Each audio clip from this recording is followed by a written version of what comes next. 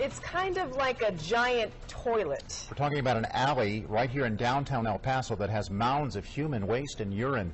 Neighbors near this alley say migrant workers are defecating on walls and in public spaces, and so we've gone out to investigate. A warning, though, the pictures you're about to see are very graphic. This might be the time you want to turn away if you need to. Human urine stains the walls and feces piles up in this downtown El Paso alley. They don't let you go inside, so you have to go anywhere. That's why El Paso is like that. Roberto Miranda is a migrant worker. Like at least 100 others, he sleeps outside of the Farm Workers Center, and he waits for work in the early morning. This disgusting place is just around the corner. Miranda admits that migrant workers use this as their personal toilet. Do you think this is sanitary? No, nobody thinks this is sanitary. Miranda says migrant workers have no choice but to use the restroom outside. That's why this is all dirty. And we don't want to do that, but all the time we want to go inside. They say, nah. We questioned the director of the Farm Workers Center. He claims that people who urinate and defecate in alleys are not migrant workers.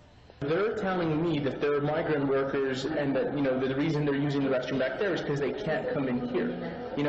What's your response to that? Well, most of the people in the street are homeless people. So he says the dirty alley isn't his problem. That's a problem by the city. It's a social problem that the city needs to address.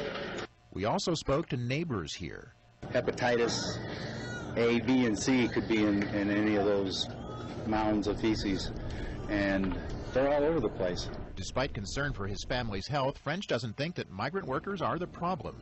Parts of me blame them, especially ones who get really drunk. But the biggest part, no, because they have no facilities. French says he's reported the problem to the city, but he says the city has ignored his pleas for help, and that's why he called News Channel 9. I think somebody should, through the city, be responsible for cleaning up all the mess, and quick fix is porta potties. Well, Mayor John Cook tells us he is aware of this problem, but he says he doesn't know how to fix it, and he says he sent code enforcement out there, but inspectors would have to catch someone in the act, which has not happened.